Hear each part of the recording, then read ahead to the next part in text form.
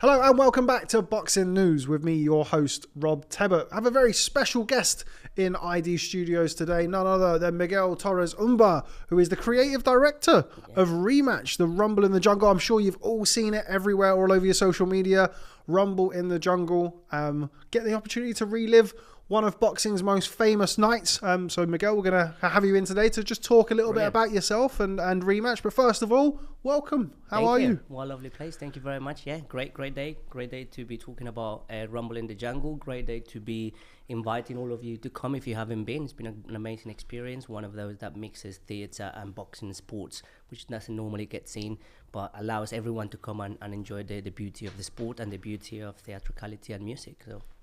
Now, we've seen it advertised everywhere. We've got our tickets as well for early December. Very much looking forward to it. But for people who have maybe not seen Rematch, and obviously you have your program there, just let people know what it is. Of course, everybody who's watching this, I would hope, is familiar with the Rumble in the Jungle. But you're bringing it back, aren't you, in a very new, interesting way. Exactly. So yeah, just imagine, this sporting event, 1974, what a great night that it was, and we watch it and we know how important it was. And if you just imagine what it could be like if you were there that night, if you could just meet the people who made the event possible, if you could just feel and soak up the atmosphere.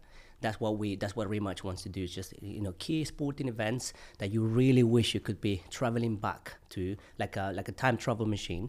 So that's what we do. We recreate the space in an immersive way. So immersive theatre is very popular in the UK, particularly in London, with companies like Secret Cinema, Punch Drunk, and it's been many companies as well, immersive everywhere.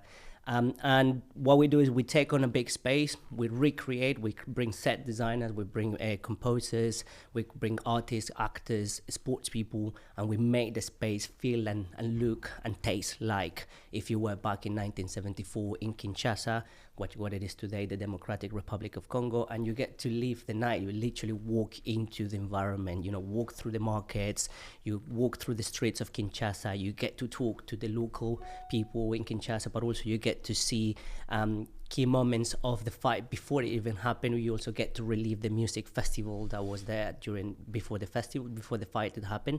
If you remember, those of you who know it, there was like 3 days music festival that brought the best artists of black music back then from the US, from the rest of Pan Africa, and from South America. That was 3 days of music festival.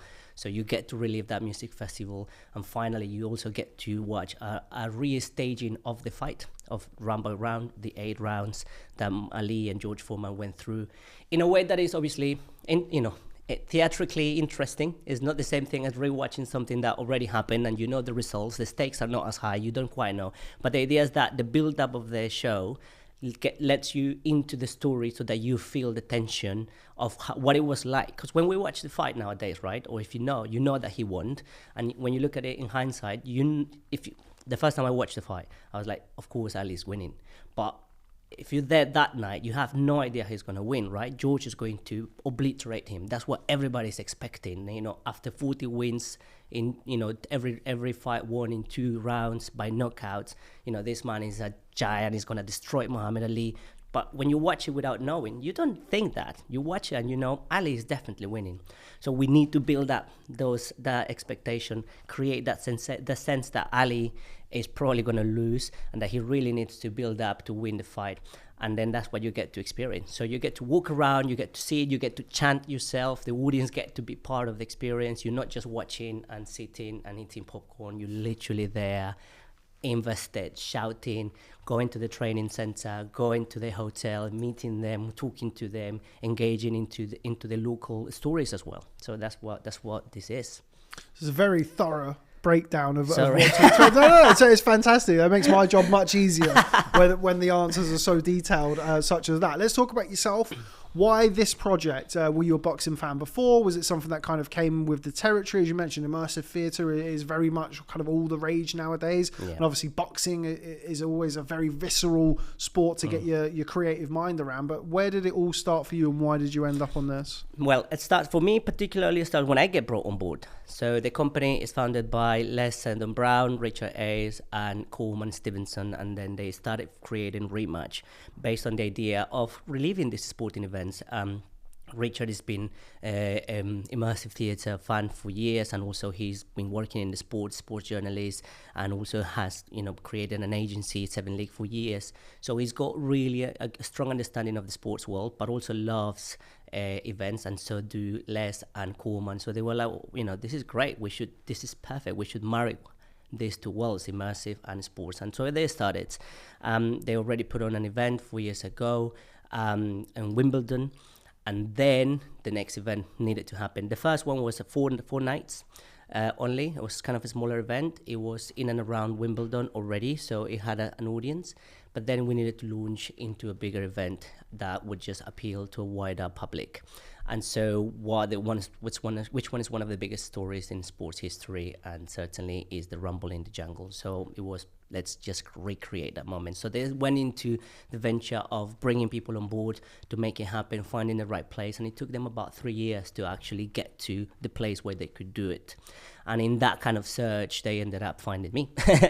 and the reason I got to be involved is because I've been working as a actor, performance director, and creative director for Secret Cinema. I did 12 years of work with them. So I kind of understand what immersive theatre is in the context that they wanted to recreate. I'm also from Colombia. Also, I understand a little bit, even though I'm not from Congo, and I don't understand the cultural background from a lived experience. I do understand what it is to be from a country that has a lot of difficulties in terms of conflict, a place where, what it takes to kind of talk about your culture as well, what it takes to be represented when you have the world looking at you. And so in a way that kind of combination of skills and like lived experience was appealing for Richard and Koolman and Les to bring me on board. And that's where it all began. I really had never been a boxing aficionado myself. Like the few times where I put on some gloves, I literally took them straight after being knocked, and I remember seeing saliva flying. I was like, I don't want to hit. I'm a small guy. Literally, I don't want to fight anyone. Like, I like sports. I like basketball, football. I like things, but boxing felt like I don't want to be hit. Really, don't like that. But not coming from a theatrical experience and coming from recreating the world, as soon as they talked about the event, I was like, this is brilliant. Like, most of the time when I'm creating immersive events, I'm trying to figure out what's the environment in which the audience are going to come. What kind of main event is going to hold them together so that it makes sense for them to come into it. And this was laid out perfectly, 3-day music festival, the whole entire world traveling to the heart of Africa. First televised via satellite event, 1 billion people watched it all over the world. A third of the population were watching this event. I'm like, this is done. Like, I don't have to come up with an idea for this. This is already done. It's political. It was right 9 years after Mobutu, the president dictator, was in power. There was a lot of controversy around the the World Cup just months before, and what happened with the football team back then. It was political, it was cultural, it was sports. For me, it was everything. So I was like, this is like no-brainer for me. It's what perfect background to create a show. And it's also, in terms of immersive and in terms of culture, of course, it's highlighting Black stories, right? It's very much about bringing the right cast members to talk about and let them be the ones to talk about what it is important to them. So for me, it was like, literally, I have to get my paws into it. I put on the gloves. I did a few training sessions to try to feel it in my body, what it is to be a boxer, and bring the right people on board and bring everything that I know and combine it with the sport.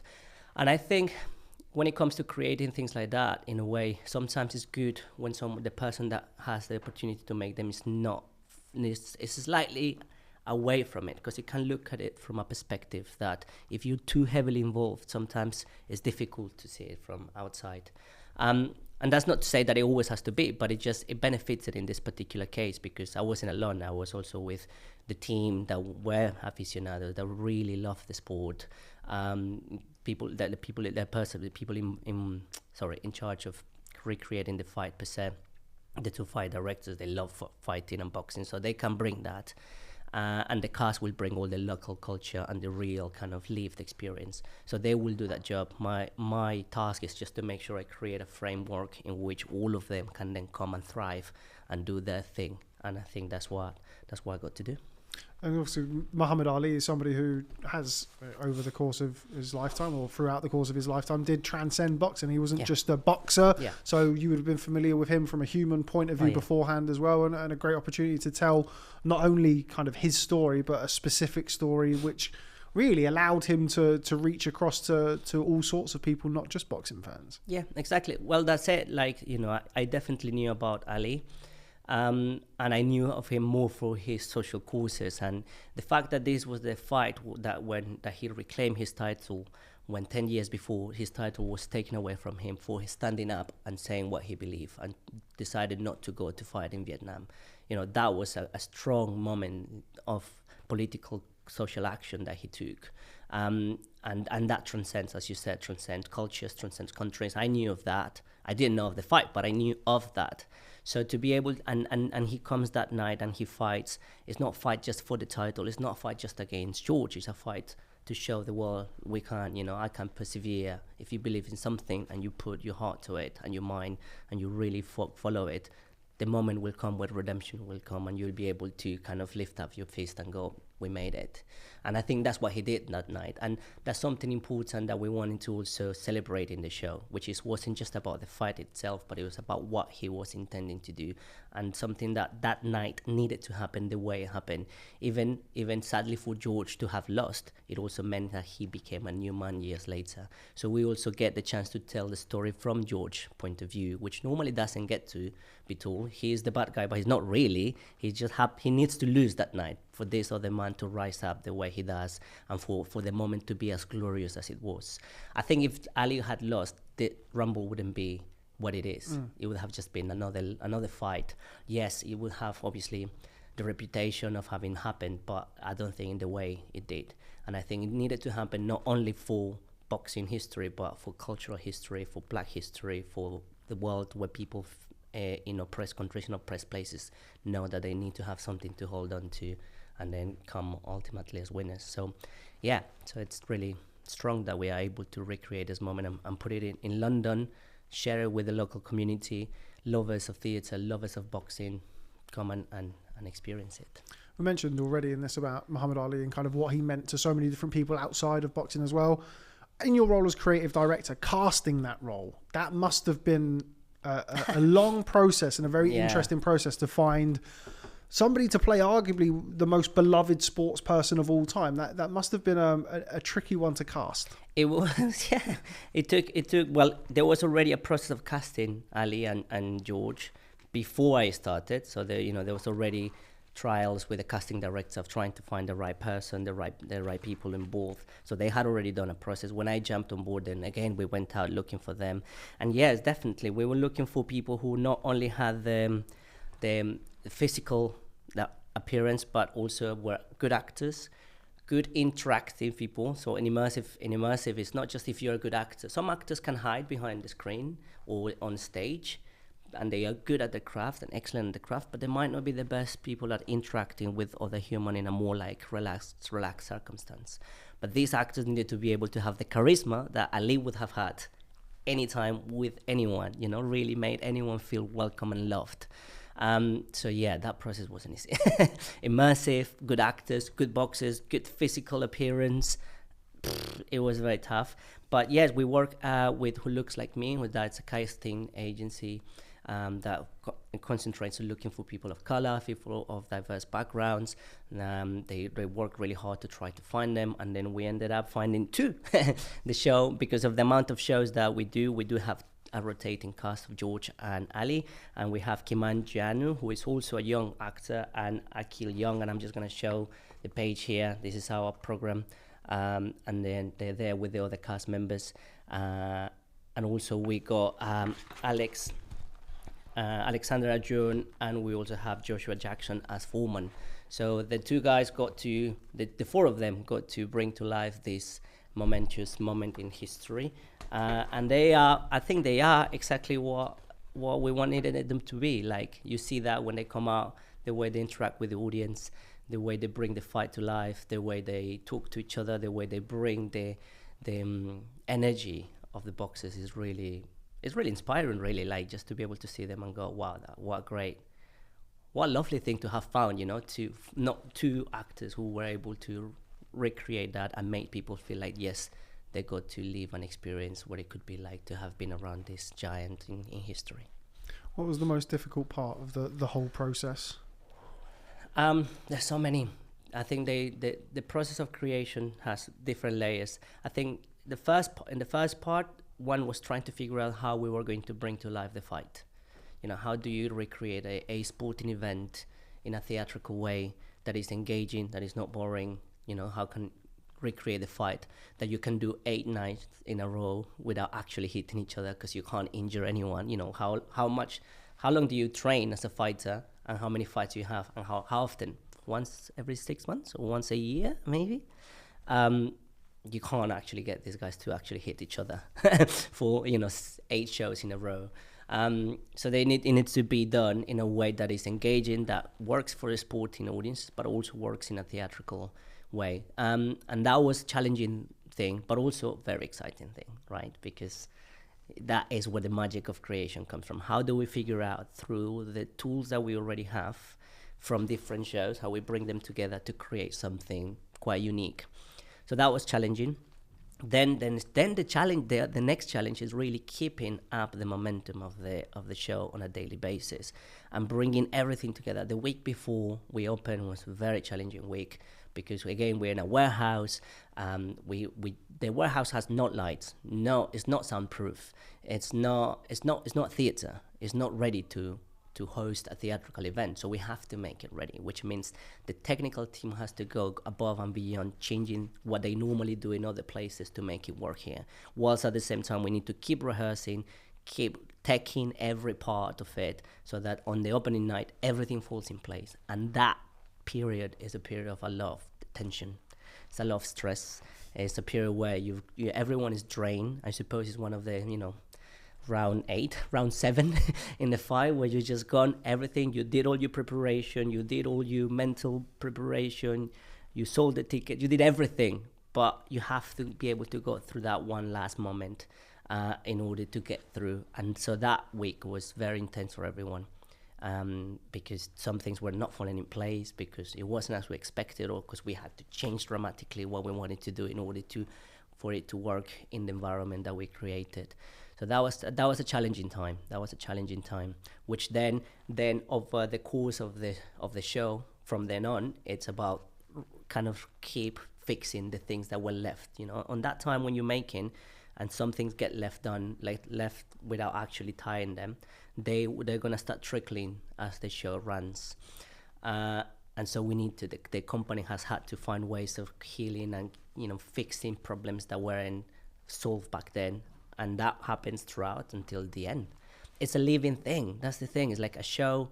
It's alive. So every day something is different. There are humans involved. Humans who are really passionate about the story. Humans who feel it deeply.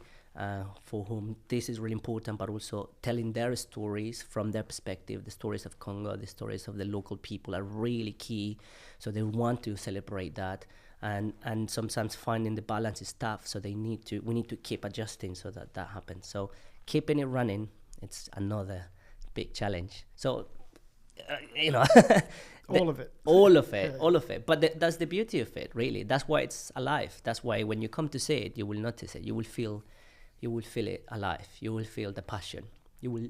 I think you get to. I as a director, once I went away on tour with another show that I do, and I've just been coming every now and then to come and check the show.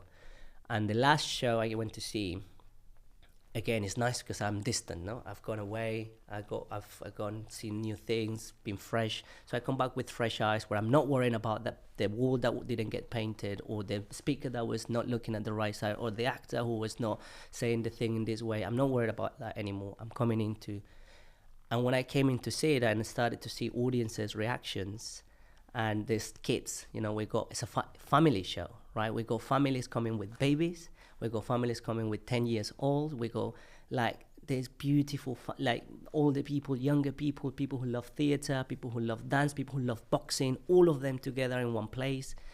Grannies, but just seeing their faces just light up when the actors come and talk to them.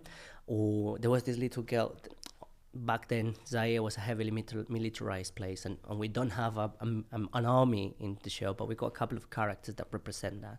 There's this little girl playing with this army soldier who was also, playing his character, but, also receiving her offer.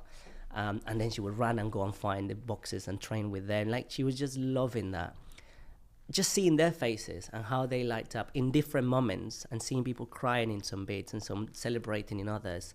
Just coming into that way was just really special. That's, as the person who was leading the creation, to then go away and come back and see how that creation is gone and is flown above and beyond what I could have just imagined. It's pretty special. You're making me excited to see it already, Miguel. Let's go. You're doing a good job on that front. Brilliant. For people who are interested in going to see the show, and check out the reviews, and certainly I'll be going as well. All the reviews have been fantastic. There's been a review in Boxing News as well recently.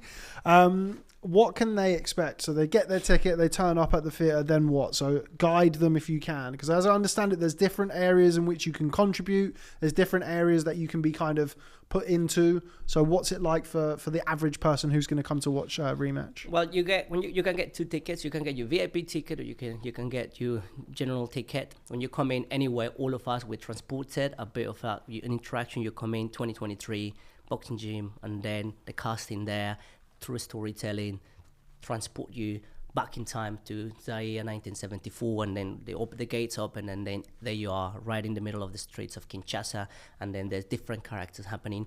From then on, you have a good amount of time that is free-ish for you to roam around, and then you can go and meet some characters in the market. You can go to the hotel and go to the lobby, drop your stuff, check in. You can then walk around the stadium where the fight will happen, and then you get this time to kind of go and mingle and discover bit by bit. And then the action kicks off. Mobutu, the president, comes and presents the fighters, and from then on, there are scenes happening in different areas. So what you do is you start following a character that you kind of liked from the beginning. Don King, you might be wanting to follow Don King, which is an interesting track because you get to see some of the politics behind, or you can just follow Ali from when he goes training to where he goes to the local market and meet people, when he goes to his press conference, or George, or you can also choose to follow one of the narrators. There's 4 narrators who can also lead you through the more like local stories.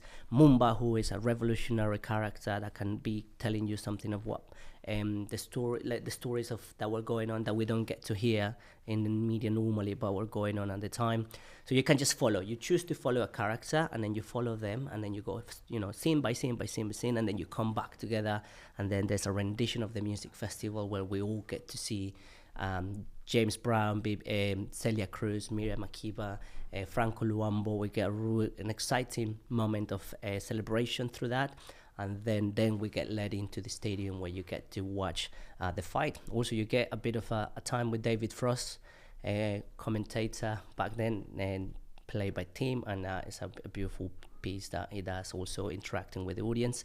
And then you get to sit and watch how we tell the story of the fight on stage, in the ring, proper ring, 20-foot ring. It's quite big, proper, just like we had then. And then that's it. Then you get to enjoy it and be part of it. Does it make sense? Makes sense to me. That's the journey. Without spoiling it for people, what's your favourite part of the show? Ooh, what a difficult question for me.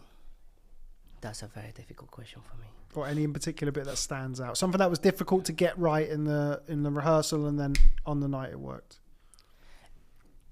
Let's say that the show, you could divide the show into parts. Like them kind of more like immersive world where you just get to, and then you get the staging of the fight. So the staging of the fight is a lot more theatrical. It's more of a set piece, right? So I'd say within those there is moments that are like key.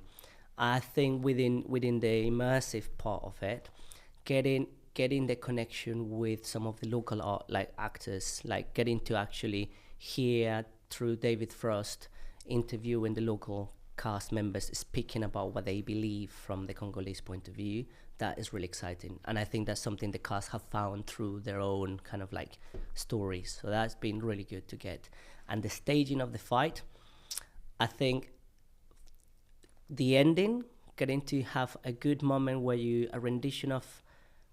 a moment of connection between Ali and George.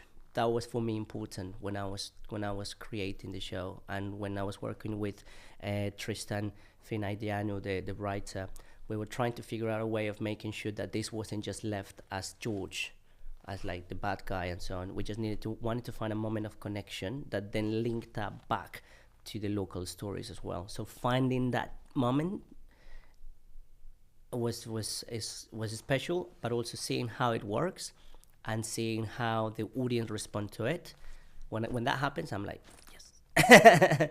There's loads of great moments I love, but I think that feels special because I think ultimately storytelling is about our emotional connection with the story. That's, we love sport because there's a story in it and we connect emotionally with the fighter that we like or the team that we like. There's an emotional connection. So achieving that for me is key, like seeing people feeling it and actually getting up in the feet and feeling that connection, laughing and supporting George, as well as celebrating Ali, as well as understanding the reason why this was important for the Congolese community. That for me was like, yes, that's a big win.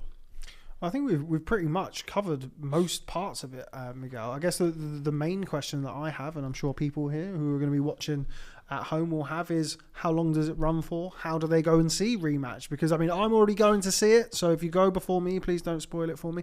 But for people who are watching this and want to come along, how do they go about it? How do they keep up with it? Right, online, obviously, go Rumble in the Jungle Rematch. Just Google it. You'll find Rematch website. We're running until the 9th of December. You can get your tickets. As soon as you get your tickets, you get full instructions of how to get there. You can follow us on Instagram and on Twitter and all social media channels. And then there we go. We're ready for you. Like literally get your ticket. There's plenty of offers as well. There is a blackout show as well happening on the 28th of this November, which is a special night. So that's also there for all audiences who want to come and feel relaxed and welcome into the show. There you go. So here we go. Rumble in the Jungle Rematch happening DocX until the 9th of December. Get your tickets online. Follow us, Rematch Live. There we go. Miguel Torres Umba, thanks very much for stopping by today here at ID Towers, as we like to refer to it. I'm very much looking forward to coming to watch Rematch, the Rumble in the Jungle. Obviously, know how the fight ends, but I'm sure up until that point, we'll be very, very entertained. So thanks very much for popping in today. It sounds like a fantastic project that you've got there. Beautiful. And we look forward to seeing it sometime soon. Thank you. Thank you.